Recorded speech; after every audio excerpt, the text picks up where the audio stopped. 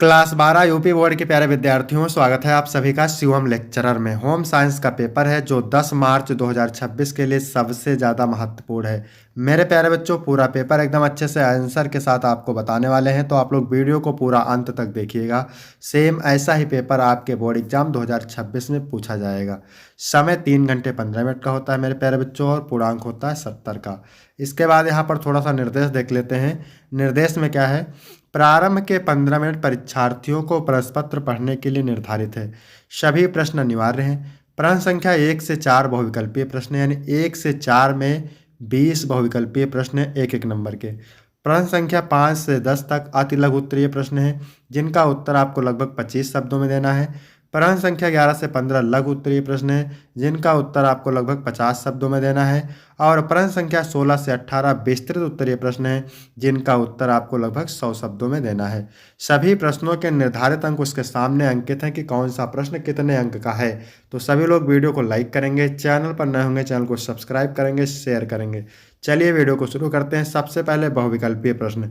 इसमें प्रश्न नंबर 1 का पहला है, कार्य व्यक्ति को प्रदान करता है। पहचान, नाम, संतोष, इनमें से सभी कमेंट करेंगे। तो जो कार्य होता है व्यक्ति को पहचान प्रदान करता है, संतोष प्रदान करता है और नाम प्रदान करता है। तो यहाँ पर चौथा ऑप्शन सही हो जाएगा, इनमें से सभी। दूसरा प्रश्न है, निम्नलिखित में से तरल आहार कौन सा है? नींबू पानी, घुटी दाल, सूजी की खीर, केला। तो तरल आहार होता है मेरे प्यारे बच्चों घुटी दाल। खा ऑप्शन राइट हो जाएगा। यदि आपको इसका पीडीएफ चाहिए तो डिस्क्रिप्शन में टेलीग्राम की लिंक मिल जाएगी, वहां से टेलीग्राम ज्वाइन करेंगे, आपको पीडीएफ मिल जाएगा। इसके बाद प्रश्न नंबर 1 का तीसरा प्रश्न है, रतौंधी नामक रोग किसकी कमी से होता है? Vitamin A, vitamin C, vitamin K, vitamin B. तो रतौंधी नामक रोग मेरे प्यारे बच्चों विटामिन ए की कमी से होता है। पहला ऑप्शन राइट हो जाएगा।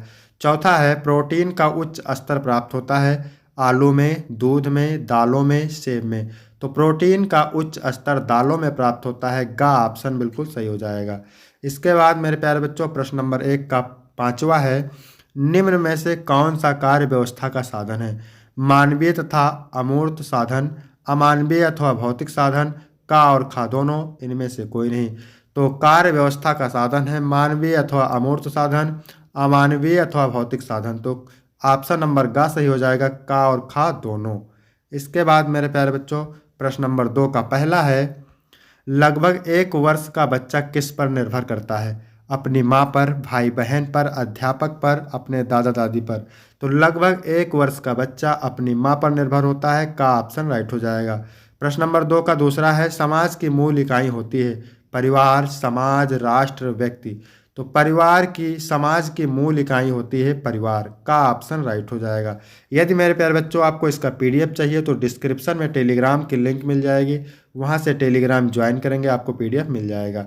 इसके बाद मेरे प्यारे बच्चों प्रश्न नंबर 2 का तीसरा है, निम्न में से कौन सा बाल गृह नहीं है? तो प्रेक्षण गृह, बाल मनोरंजन केंद्र, विशेष गृह, किशोर गृह। तो पूछा है बाल गृह नहीं है, तो बाल मनोरंजन केंद्र बाल गृह नहीं है। खा ऑप्शन राइट हो जाएगा। अगला है, निम्न में से कौन सा रंग प्राथमिक नहीं है? लाल, हरा, पीला, नीला। तो हरा रंग जो होता है प्राथमिक रंग नहीं है, तो खा ऑप्शन राइट हो जाएगा। इसके बाद अगला प्रश्न है, फैशन चक्र कितने स्तरों में गति करता है? 4, 5, 6, 7। तो जो फैशन चक्र होता है वो 5 स्तरों में गति करता है। खा ऑप्शन राइट हो जाएगा। इसके बाद तीसरा का पहला है, फैशन फेड्स का अर्थ है अस्थायी फैशन, चलित फैशन, चिरकालिक फैशन, इनमें से कोई नहीं। तो फैशन फेड्स का अर्थ होता है अस्थायी फैशन। का ऑप्शन राइट हो जाएगा। इसके बाद तीसरा का दूसरा है, वस्त्रों की नियमित धुलाई से क्या लाभ है? वस्त्र साफ सुथरे रहते हैं, बिल्कुल जी। वस्त्रों की दुर्गंध दूर हो जाती है, ये भी राइट आंसर है। व्यक्तिगत स्वास्थ्य में सहायता मिलती है। तो आपका इनमें से घा सही हो जाएगा, इनमें से सभी। इसके बाद अगला प्रश्न है, होटल एवं रेस्टोरेंट में सबसे अधिक महत्व दिया जाता है? स्वास्थ्य एवं स्वच्छता पर, सौंदर्य बोध एवं विशेष सज्जा पर, विसंक्रमण एवं सज्जा पर, इनमें से कोई नहीं। तो होटल एवं रेस्टोरेंट में सबसे अधिक महत्व दिया जाता है स्वास्थ्य एवं स्वच्छता पर। का ऑप्शन राइट हो जाएगा। इसके बाद अगला प्रश्न है, कौन सा अतिथि चक्र का हिस्सा नहीं है? आगमन, मनोरंजन, कमरे का आधिपत्य, प्रस्थान। तो जो मनोरंजन होता है अतिथि चक्र का हिस्सा नहीं होता है। खा ऑप्शन राइट हो जाएगा। इसके बाद अगला है, उपभोक्ता है वस्तुएं व सेवाएं खरीदने वाला। उपभोक्ता जो होता है वस्तुएं व सेवाएं खरीदने वाला होता है, तो का ऑप्शन राइट हो जाएगा। इसके बाद मेरे प्यारे बच्चों प्रश्न नंबर 4 का पहला है, एपीओ का पूरा नाम क्या है? तो फ्रूट प्रोडक्ट ऑर्डर होता है एपीओ का पूरा नाम, फ्रूट प्रोडक्ट ऑर्डर। इसके बाद अगला प्रश्न है, संचार से क्या लाभ है? तो संचार से ग्रामीण विकास होता है, अनौपचारिक शिक्षा प्राप्त होती है, विभिन्न योजनाओं के व्यापक प्रसार होते हैं। तो आपका यहाँ पर घ ऑप्शन से हो जाएगा उपयुक्त सभी। इसके बाद प्रश्न नंबर 4 का तीसरा है, जनसंपर्क के प्रकार हैं, प्रचार करना, संबंध बनाना, जनसंपर्क नीति, इनमें से सभी। तो जनसंपर्क के सभी कार्य हैं, तो यहाँ पर घ ऑप्शन राइट हो जाएगा। इसके बाद अगला प्रश्न है, क्या कह रहा है, जनसंपर्क के 7 सिद्धांत किसने बनाए? चार्ल्स विलियम ने, आर्थर डब्ल्यू पेज ने, निकोलस ड्यूक ने, इनमें से कोई नहीं। तो जनसंपर्क के 7 सिद्धांत बनाए थे आर्थर डब्ल्यू पेज ने, आर्थर डब्ल्यू पेज ने। इसके बाद अगला प्रश्न है, सिल्क के कपड़े का गुण होता है, पतला होता है, मुलायम होता है, चमकदार होता है, इनमें से सभी। तो पतला भी होता है, मुलायम भी होता है और इनमें से सभी होता है, तो घ ऑप्शन से हो जाएगा।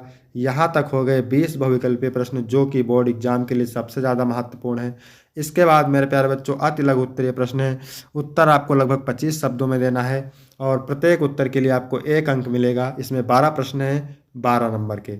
इसके बाद प्रश्न नंबर 5 का है, नौकरी से क्या अभिप्राय है? मोस्ट इंपॉर्टेंट है। तो नौकरी का अभिप्राय व्यक्ति द्वारा धन अर्जित करने हेतु किए गए नियमित कार्य या सेवा से है, जो किसी संस्था या व्यक्ति के लिए की जाती है।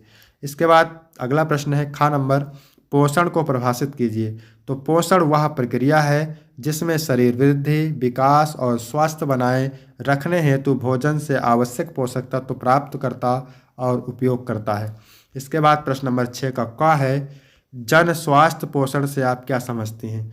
तो जन स्वास्थ्य पोषण सामुदायिक स्तर पर स्वास्थ्य सुधारने हेतु पोषण संबंधी जागरूकता, नीति निर्माण, आहार प्रबंधन और कुपोषण निवारण पर केंद्रित विज्ञान है। इसके बाद 6 का खा नंबर है, प्राचीन विधि से खाद्य संरक्षण के 4 उदाहरण दीजिए। तो प्राचीन खाद्य संरक्षण में धूप में सुखाना, नमक डालना, अचार बनाना और गुड़ या शहद का उपयोग खाद्य पदार्थ सुरक्षित रखने के प्रमुख उपाय थे। इसके बाद 7 का नंबर है, संदूषण एवं अपमिश्रण में अंतर बताइए। तो संदूषण अनजाने में हानिकारक पदार्थों का प्रवेश है, जबकि अपमिश्रण जानबूझकर खाद्य गुणवत्ता घटाने हेतु मिलाए गए अशुद्ध पदार्थ हैं। खा नंबर है, मॉन्टेसरी स्कूल किसे कहते हैं?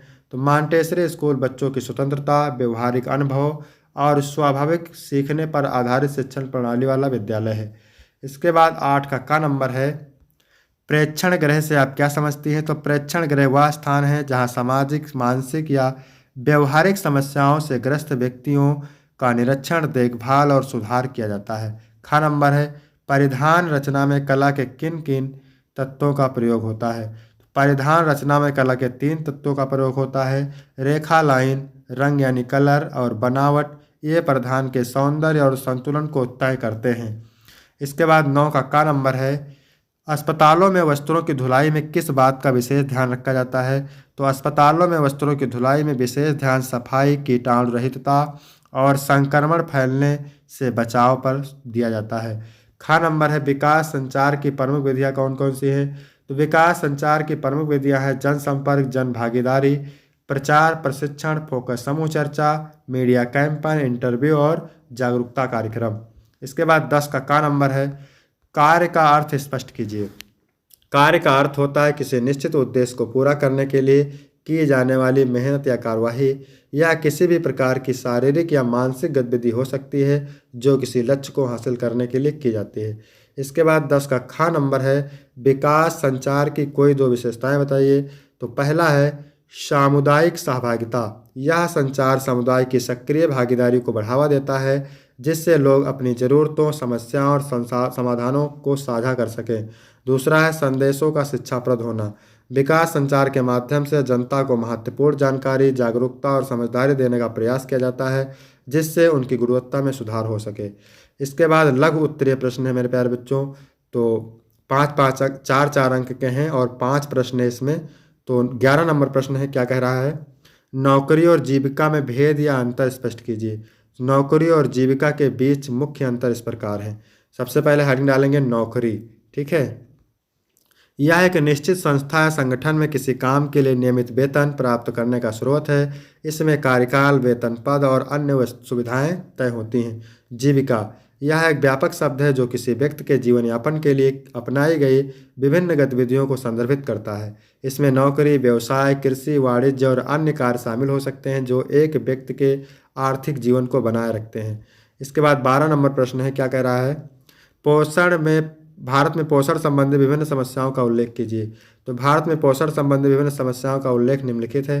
पहला है कुपोषण। इसमें लिखेंगे देश भर में बच्चों और महिलाओं में पोषण की कमी के कारण स्वास्थ्य समस्याएं उत्पन्न हो रही हैं। अंडर न्यूट्रिशन, बाल मृत्यु दर और कमजोर शारीरिक विकास के पीछे मुख्य कारण अंडर न्यूट्रिशन है। अल्प पोषण, महिलाओं और बच्चों में आयरन की कमी के कारण एनीमिया की समस्या काफ़ी सामान्य है। इसके बाद है उपयुक्त भोजन की कमी। गरीब और ग्रामीण क्षेत्रों में कैलोरी और प्रोटीन की कमी के कारण पोषण संबंधी विकार होते हैं। इसके बाद 13 नंबर प्रश्न है मेरे प्यारे बच्चों, प्रारंभिक बाल्यावस्था की मुख्य विशेषताएं क्या होती है? कि इन्हीं 4 के बारे में लिखिए। तो प्रारंभिक बाल्यावस्था की मुख्य विशेषताएं निम्नलिखित है। पहला है संवेदी विकास। इस आयु में बच्चों के 5 सेंस यानी दृष्टि, श्रवण, स्पर्श, स्वाद और गंध का तेजी से विकास होता है। शारीरिक वृद्धि, इसमें प्रारंभिक बाल्यावस्था में बच्चों का शारीरिक विकास बहुत तेजी से होता है, जैसे कि हड्डियों का विस्तार, मांसपेशियों का मजबूत होना और शरीर का अनुपात बदलना। तीसरा है सामाजिक विकास। इस आयु में बच्चे दूसरों के साथ बातचीत करने लगते हैं, परिवार के सदस्यों और साथी बच्चों के साथ संबंध बनाते हैं। इसके बाद चौथा है बौद्धिक कौशल। बच्चे इस समय नई चीज़ें सीखने, वस्त्रों और उपकरणों को पहचानने और पहले से सीखी हुई बातों को याद करने लगते हैं। इसके बाद 14 नंबर प्रश्न है, होटल के प्रमुख कार्यालय फ्रंट ऑफिस का क्या महत्व है? तो होटल के प्रमुख कार्यालय फ्रंट ऑफिस का बहुत महत्वपूर्ण योगदान होता है। फ्रंट ऑफिस का मुख्य कार्य होता है होटल आने वाले ग्राहकों का स्वागत, बुकिंग करना, चेक इन और चेकआउट प्रक्रिया को सुचारू रूप से चलाना तथा ग्राहकों की मांगों और शिकायतों को संभालना। यह होटल के पहले और आखिरी संपर्क बिंदु के रूप में कार्य करता है, जो ग्राहक की पहली छाप को प्रभावित करता है और उनकी संतुष्टि सुनिश्चित करता है। इसके अलावा फ्रंट ऑफिस होटल की सेवाओं, व्यवस्थाओं और संचालन का प्रमुख केंद्र होता है, जो होटल के समग्र प्रभावी प्रबंधन में मदद करता है। इसके बाद है 15 नंबर, क्या कह रहा है? संचार का महत्व स्पष्ट कीजिए। तो संचार का अत्यधिक महत्व है क्योंकि यह जीवन के विभिन्न पहलुओं को सुचारू रूप से संचालित करने में मदद करता है। संचार के कुछ प्रमुख महत्व निम्नलिखित हैं। पहला महत्व है समझ और जानकारी का आदान प्रदान।